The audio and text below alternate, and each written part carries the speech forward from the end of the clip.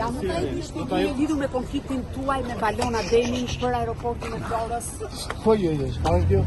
E po tash është çështje strategjike kombëtare.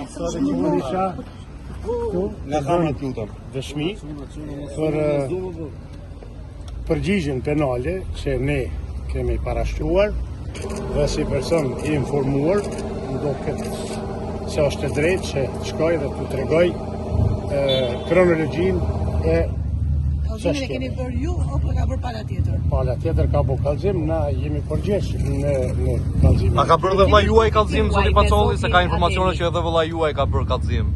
Po, për atë kallëzim, vëlla im ka bërë ndaj personave ju e dini ndaj kujt, dhe unë isha praktikisht si person informuar për të plotësuar ose për të dhënë informata. Zoti Pacolli, keni pasur takime me kryeministrin Edi Rama për këtë çështje dhe çfarë ju ka thënë? Cili është konflikti juaj me Valona Demin, zoti Pacolli? A mund ta shpjegoni çfarë konflikti keni me Valona Demin? Po pse keni kaq hezitim për zotin Rama, sa herë përmendën? Nuk është e padrejtë të përmendet dikush ka qeveria. S'ka qeveria këtu asgjë, ne jemi duke punuar. Jo, qeveria ka një aset kombëtar dhe strategjik, zoti Pacolli, që ka interes për të. Cili është thelbi i konfliktit tuaj me Valona Demin? A mund ta sqaroni Një qendrim tuaj.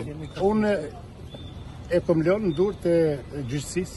Unë besoj shumë në drejtësi dhe në vendimet gjyqësore dhe do të veproj ashtu si do të pasojnë vendimet gjyqësore. Ju keni akuzuar zoti Pacolli se zyrtarët shqiptarë janë përfshirë në tentativën për t'ju marrë aeroportin. Unë s'kam deklaruar. Jo, ju keni deklaruar në statuset tuaja në Facebook dhe jeni kujdesur të shmangni emrin e kryeministrit duke tentuar ta sqaroni këtë moment.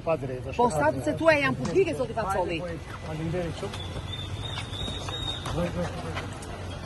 Aeroporti përkëhet, një aeroport më i bukur i këto shtatë.